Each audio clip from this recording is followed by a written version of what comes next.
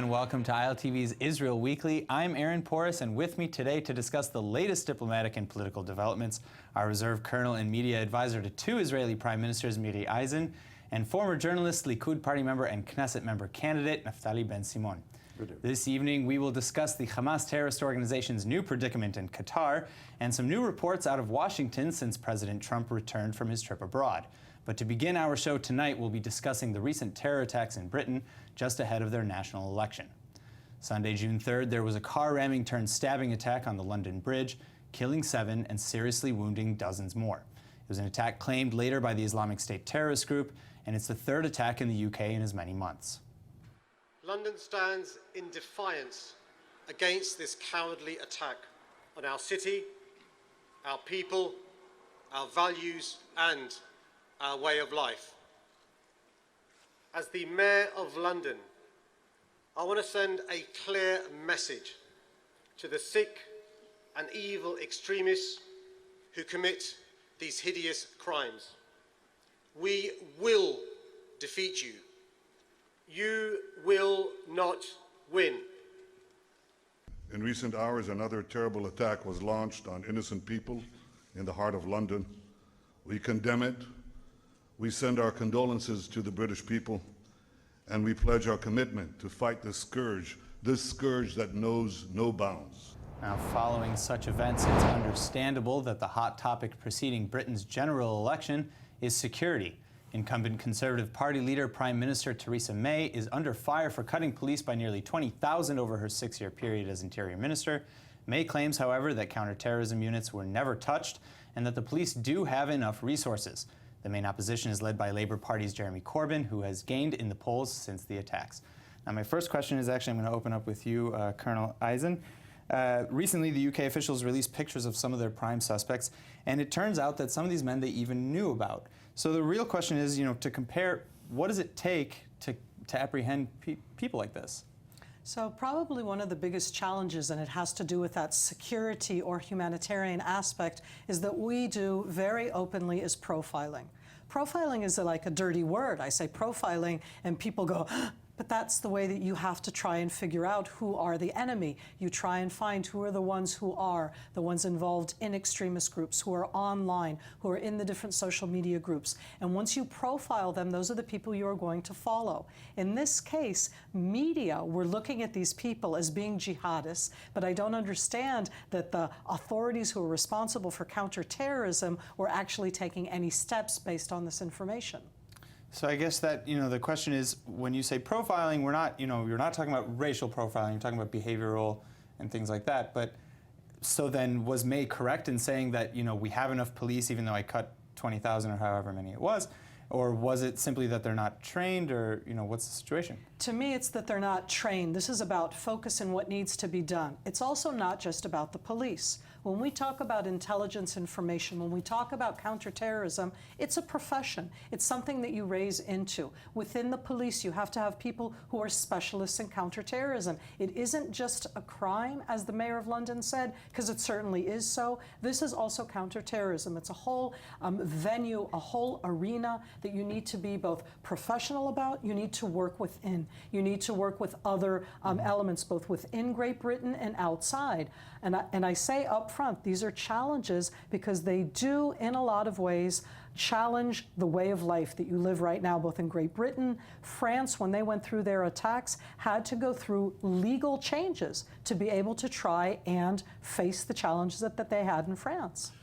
We are dealing with technical issues because there are elections in 2 days, and we are dealing with if there is enough sources for the police forces in Britain, or how they are trained, counter-terrorism and other technical questions. But for many years, England, Great Britain, deal with Islamic terrorism or jihadist or all the branches that came from as a group of differences, culture, ideology, something that we have to understand, maybe to learn more, maybe to adapt, or maybe to understand that they suffer enough, and maybe in a different parties or countries or in the past.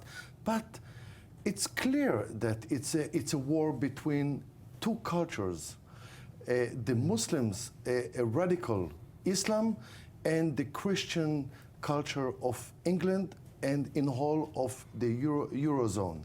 And I see that in France, I see that in Belgium, I see that in England, and it seems to me that they are not honest about themselves and about how deep is the problem inside Great Britain when you hear someone that is saying to you, is telling you that the Sharia law is the most legitimate thing that we want in Great Britain, so you understand that you are losing the core thing of the English culture and Christian culture in England. Well, I think it's important to note that, you know, there have been, we didn't have enough time to show it, but there have been a lot of Muslim voices from around the world and even within the UK who have condemned the attacks.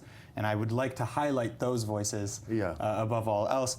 But something else that you said, you know, that they might feel how we feel, you know, that comes back to something that Security Minister Gilad Erdan said earlier, that, you know, now with such attacks, the Europeans, the Britons, will understand better what the Israelis are going through. Do you think that this is a fair assessment, that this is a fair...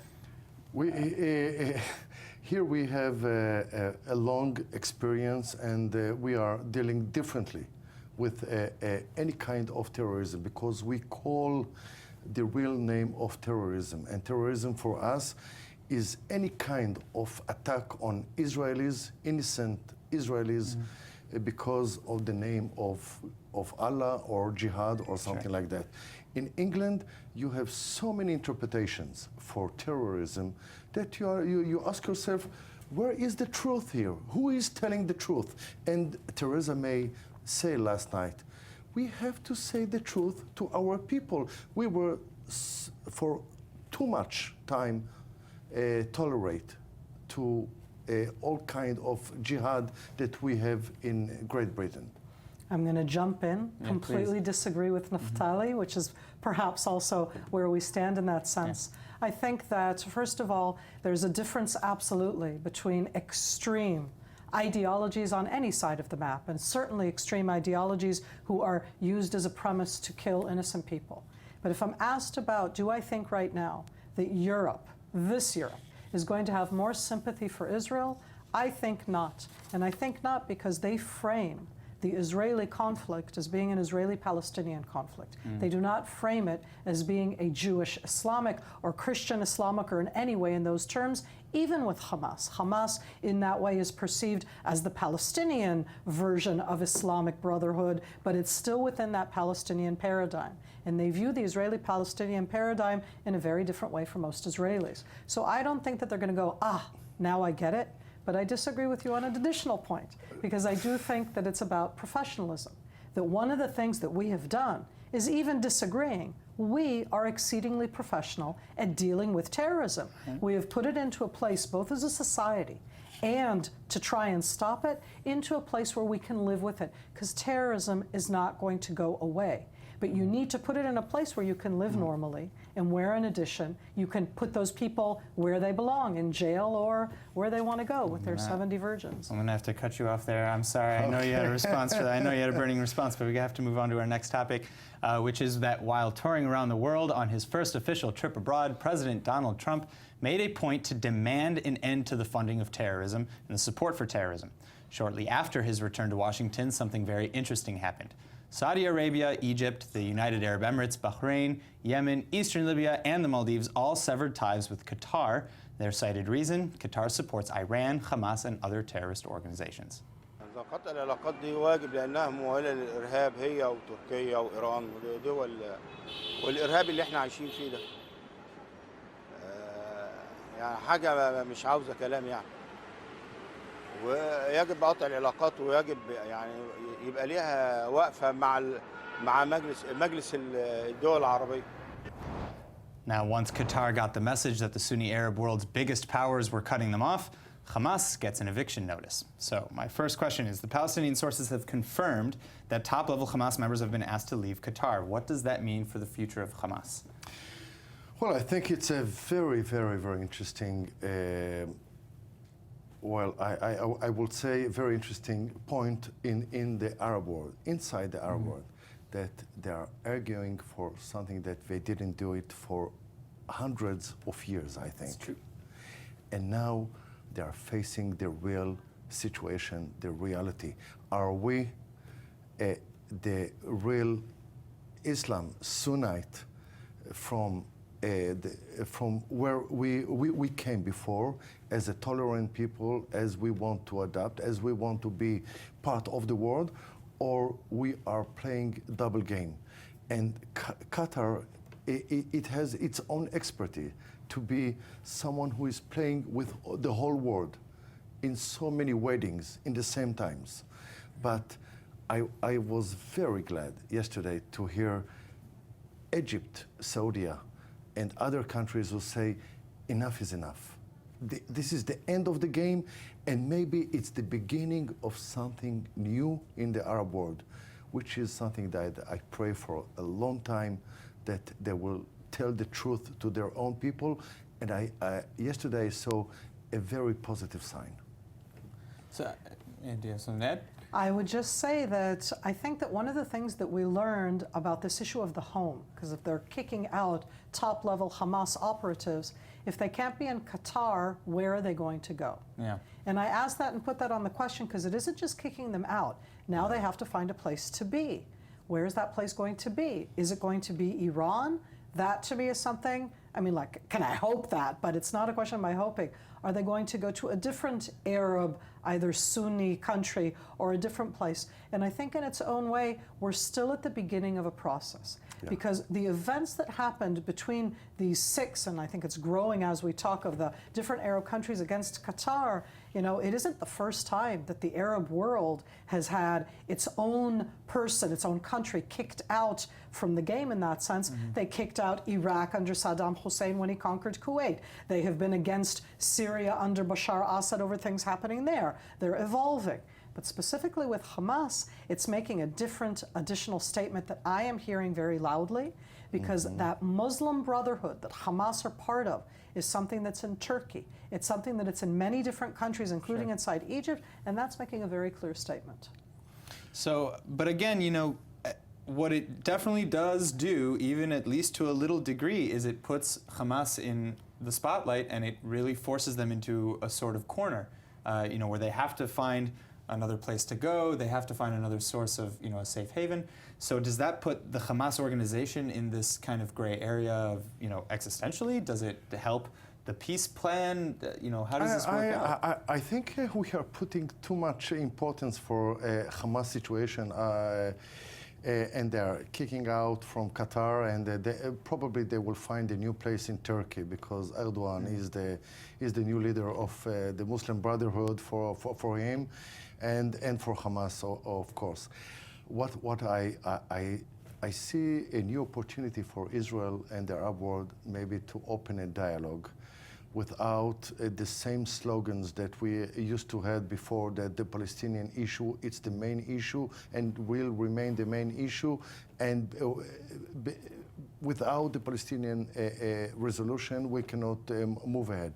I hope that maybe a kind of dialogue that it's happening underground, maybe it will be on air, a direct dialogue, will open new opportunities, even for the Israeli-Palestinian peace process. Okay. And it seems to me that something amazing happened today, that the Arab leaders speaks very clear. Right. And they are expert in telling the same image in 10 different ways. And yesterday they say, enough is enough, because black is black and white is white.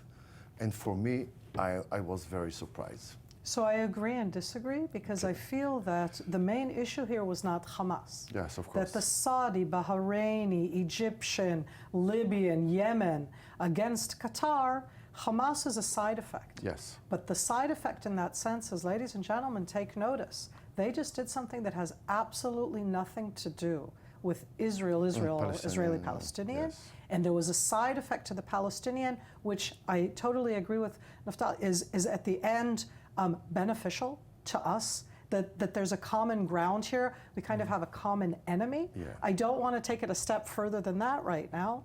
I actually do not think that any of the Sunni countries will be able to openly come inside openly with Israel unless we're in dialogue with the Palestinians. But by kicking out Hamas, which, as I said, is a side effect as far as I can understand, it enables that possibility because it's placing very clearly PLO, Palestinian Authority, Palestinian President Mahmoud Abbas, much more central because it's sidelining Hamas. Yeah, it's amazing to see that in 5 years, the whole Arab world is changing dramatically.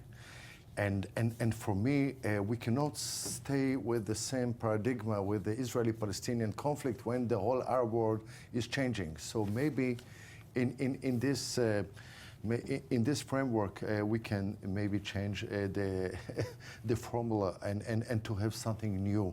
Yeah, I mean, new ideas, new initiatives, something new that comes. No, maybe but it's from, not going to go away. it'd be very interesting to see how this all plays out, and I'm sure that we will, whether we like it or not. But moving on to our final subject, in other news from Washington, President Donald Trump is receiving heat now for pledging to drop out of the Paris Climate Accords, possibly backing away from NATO, and going with the status quo in delaying the Jerusalem Embassy Act of 1995.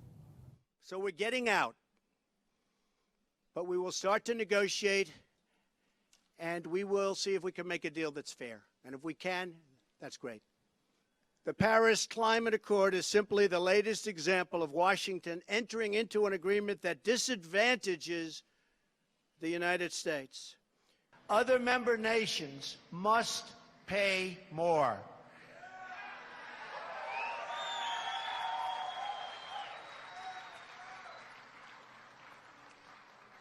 The U.S. is currently paying much more than any other nation, and that is not fair to the United States or the United States taxpayer.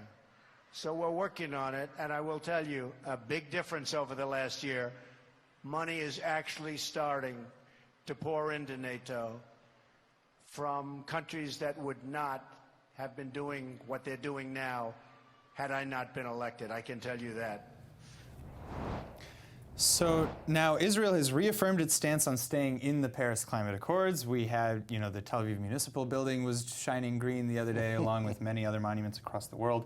So will the U.S.'s pulling out have an effect on Israel or the accord as a whole? What effect is that going to have on us? I'm going to start.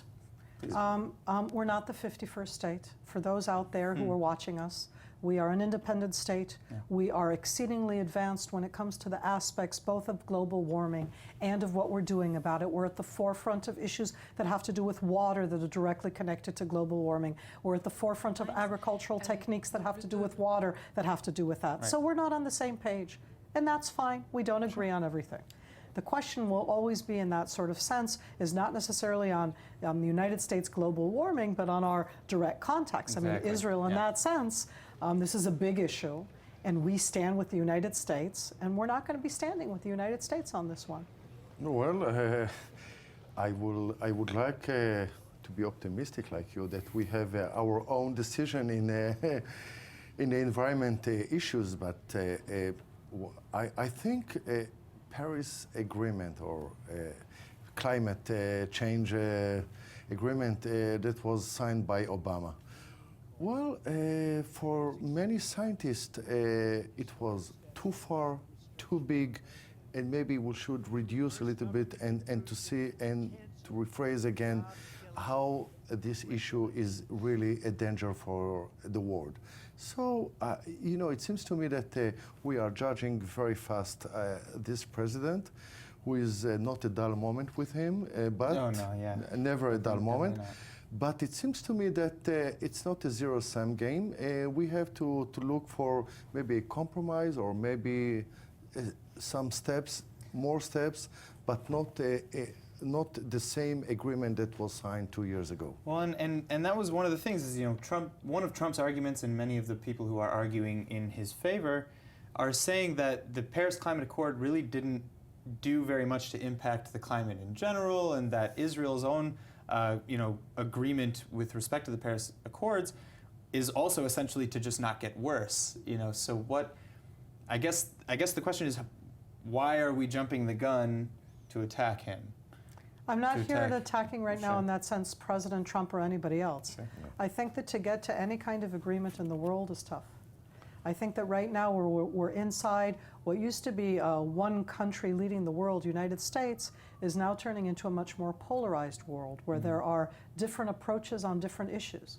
And in that sense, what's happening right now is kind of like an example of it. You could arrive at an agreement a few years ago in that world where the United States led everybody to come into it. And once the United States leaves that, it brings out all of the different issues that have nothing to do with climate change. It's going to bring up other issues. Suddenly it's also about NATO, and then it's also about other issues in and around, and then it comes back around the corner here to the Middle East. I am more worried about the idea that the United States right now is, on several different issues, acting very different from before, but that's what we expected. But in that difference, it's also a polarizing difference. It isn't also a difference where we're bringing in new ones into the room. Having said that, the Trump visit to the Middle East last week, which afterwards he went to Europe and afterwards he announced leaving the Paris Agreement, for me, as an Israeli sitting here in the Middle East, he did something in an inclusive way, which we don't see often in the Middle East. Meaning he, after 6 years of enormous turmoil in the Middle East, was an American president who came here and stood up for all sorts of regimes. They're not democracies, but none of them are democracies. And he stood up and gave them a backing, which for me as an Israeli sitting in the Middle East was a very important aspect. So I changed subjects on that sense, but if on the one hand he left the Paris Agreement, but on the other hand he brought on board Middle Eastern countries into taking actions like the one we discussed at the beginning, that's not a bad aspect, certainly for me as an Israeli. So I'd like to, so the second topic we touched upon really quickly is, his alleged backing away from NATO. I believe that the argument was about his intentionally leaving out, the reaffirmation of Article 5 saying that, an attack on one is an attack on all. Do any of you kind of interpret it that way? And if you do, why? If not, why? What? And more importantly, let's say hypothetically that there is kind of this rift that occurs in NATO between the other NATO member states and the United States. What is the ripple effect in the Middle East? Well, United States during Obama administration already gave up some very crucial points in the core of NATO when the missiles in Poland, in Ukraine, the Crimea conquered by Russia, and so many other countries that. So any kind of sign from the U.S. administration about what's going on in Europe, in NATO, so now maybe President Trump would like to change or maybe to reshape again the NATO accord or a relationship between the countries. It's a message to Putin, it's a message to Europeans, and I think, in my view, what happened in 2 weeks is President Trump was here in the Middle East. There is something dramatic is happening with Arab countries. Something dramatic is happening with Europe, and something dramatic is happening with how Europe treat maybe terrorism, and take maybe an example from the leadership of President Trump. So it seems to me that he's playing again, everything is putting on the table, including the climate change, including everything. Yeah. What is the outcome? I have no idea. Sure. But I don't think it's the end of the world or the end of the relationship or the end of NATO or something like that. Final thoughts? I think that we all can agree that we have no idea what President Trump's Yes. policy is. And because of that, I'm just going to say that I also look at the domestic front. We've been addressing it here right now from all of the international aspects of it, but all of the different things that he did this week, both in the Middle East and in Europe and with the climate change, overwhelmingly have U.S. domestic aspects. And as I said, we're not the 51st state. Sure. I don't aspire to be so, and I hope we'll have our own independent stance. All right, well, unfortunately, that is all the time we have for today for this edition of ILTV's Israel Weekly. Thanks again to all of our guests, Naftali Ben-Simon and Colonel Eisen. Thank you so much. And for all of you for tuning in. See you next week, and shalom from Israel.